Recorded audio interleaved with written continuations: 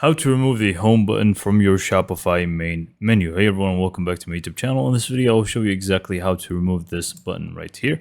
Because if somebody clicks on your logo, they're basically just going to be the same thing. So it's very simple. You simply just want to go to your Shopify admin.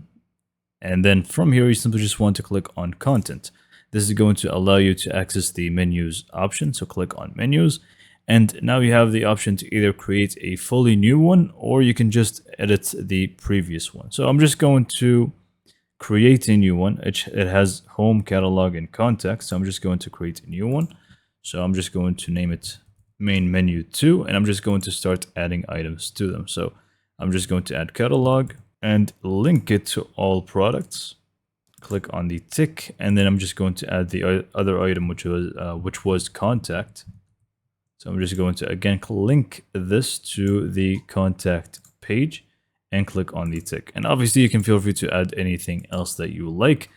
Or if you did actually start editing the main menu, which is the actual one, all you need to do really just delete the home page. So you're going to find something like this. So if you chose to actually edit the main one, you're going to find home. You simply just want to remove it. And once you're happy with the rest of the menu items, you simply just click on save and now go back to your online store.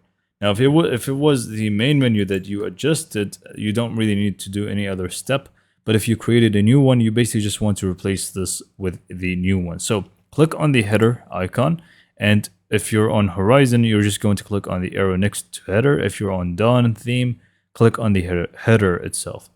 For us, I'm just going to click on menu and we're going to be able to find the option to switch the menu. So here I'm just going to click on the first option, click on replace and select the new one and click on save. And we no longer have the home button on our main menu.